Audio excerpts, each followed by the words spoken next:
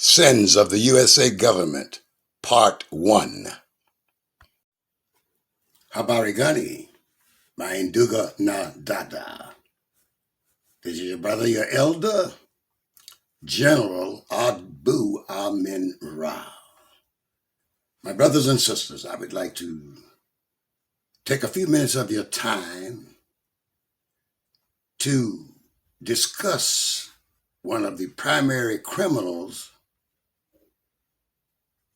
that helped create it and maintain our ancestors' enslavement in the United States of America. This information is taken from a book entitled Reparations and God's Judgment, page 59 through 61. Section 3, The Criminals. Chapter 1, the U.S. Government. Slavery could not have reached the level it did in the United States without the consent of the government.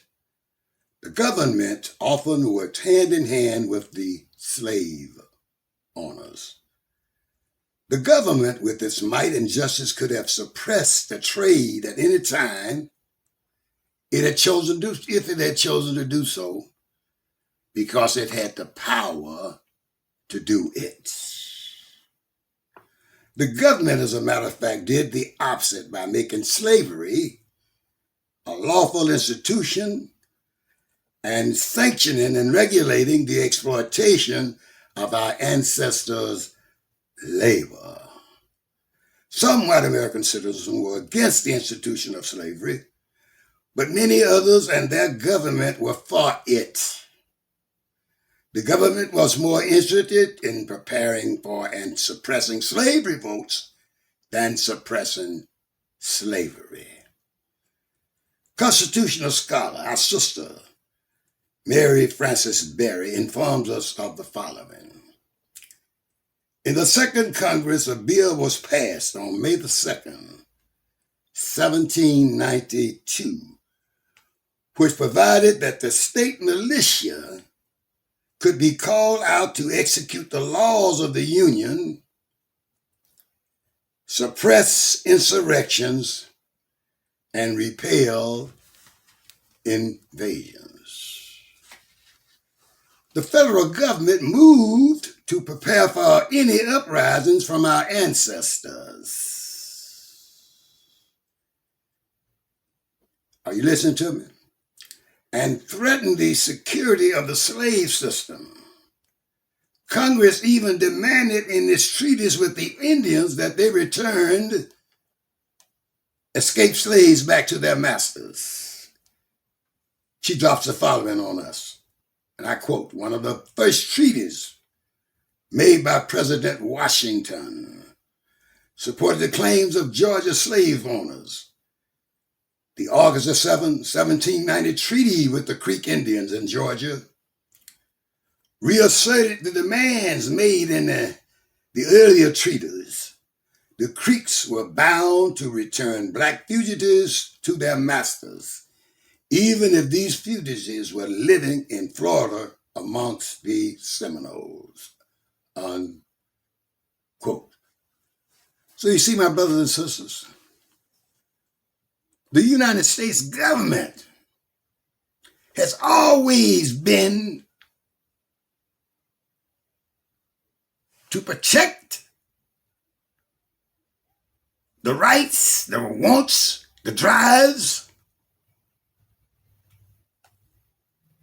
of those people who wanted to use us as slaves, exploit our labor, so that they could compete better with the industry going on in the northern part of the United States of America. But anyway, my brothers and sisters, I just wanted to drop that on you. This is volume 1 of it. I have a couple of more I want to drop on you, leaving them pretty short in duration because I know some of our people have shorter attention spans. Look like I had one too. You see, that is right there, the evidence. So my brothers and sisters, this is volume 1. of the criminals, notably USA, involvement in the suppression of our ancestors and the rights of the slave owners in the United States of America. Listen now. We need to think about this. This information was taken from a book written by yours truly 20 years ago, entitled Reparations and God's Judgment, which you can acquire by going to Amazon's or going to Google and typing in Reparations and God's Judgment, or type in the author's name, John D. Brinson. This is just for your information, my brothers and sisters. Victory shall be ours. All we have to do is walk in the steps of our ancestors and keep that old refrain going. Before I be a slave, I'll be buried in my grave. Once again, my brothers and sisters, peace and hotep to you. Sins of the USA Government, Part 1.